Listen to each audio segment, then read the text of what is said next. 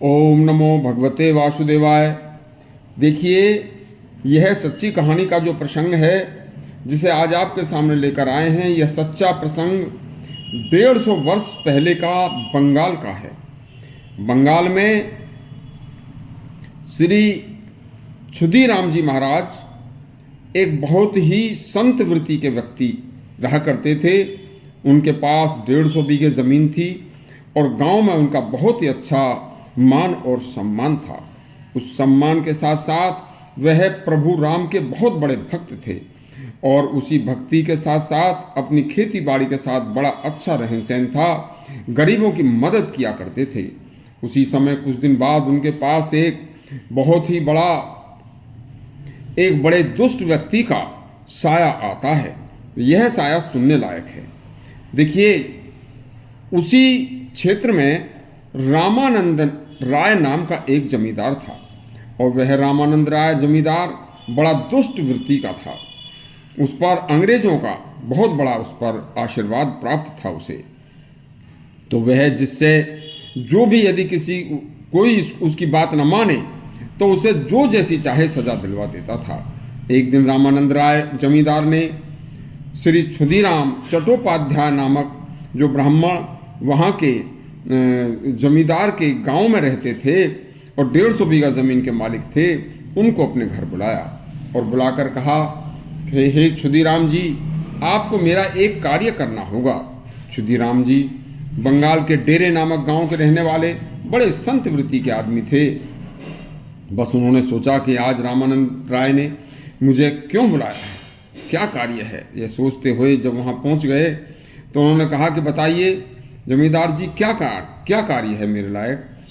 तो रामानंद राय ने कहा कि आपको एक झूठे मुकदमे में गवाही देनी है। राजसी रौब और बड़ी ही कड़क वाणी में रामानंद राय जमींदार ने उनसे कहा, और यदि आपने मुझे मेरी यह गवाही नहीं दी तो मैं आपके ऊपर एक झूठा मुकदमा दायर कर दूंगा, जैसा कि जिस मुकदमे में आपको मैं गवाही देने के लिए कह रहा हूं। और उस मुकदमे में जो मैं चाहूंगा वो होगा। बस उसका फल आप भुगतने के लिए तैयार हो जाना, वरना तो आप मेरे स्वभाव को जानते हैं, मैं आपको इस गवाही के बदले में कुछ दूंगा। आसपास के सभी गांवों के लोगों को पता था कि इसकी जिससे अनबन हो जाती है उसका पेड़ पत्ता जड़ मूल सभी उखाड़ कर फेंकवा देता है। क्षुदीराम जी बड़े सरल स्वभाव के ब्राह्मण थे। उनका जीवन बड़ा सत्य सेवापूर्ण, भगवान श्री रामचंद्र जी की भक्ति से परिपूर्ण था। रोजाना भजन पूजा में उनका समय गुजरता था और शेष समय अपनी खेती बाड़ी में लगाते थे।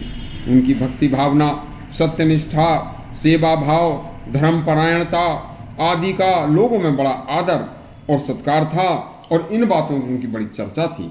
गवाही न देने का अर्थ था कि जमींदार रामानंद राय के कोप का भाजन बनकर 150 बीघा जमीन से हाथ धो बैठना, मकान का नीलाम हो जाना, गृहस्थी का बर्बाद हो जाना, पति पुत्र व पुत्री का भूखों मरना। भावी विपत्ति के काले दृश्य उनकी आंखों के सामने नाचने लगे। लेकिन इससे क्षुदीराम जी विचलित नहीं हुए।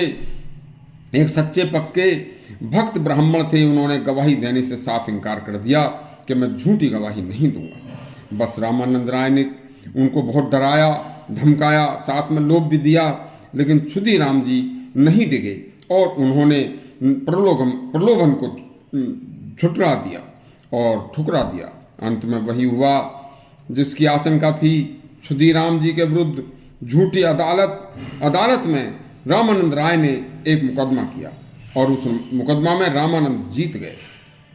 जमींदार जीत गया तो बस फिर क्या था, क्षुदीराम जी का सारा खेत मकान सब उन्होंने हथिया लिया। जो कभी दुनिया के लिए दाता थे, क्षुदीराम जी दाने दाने के लिए मोहताज हो गए।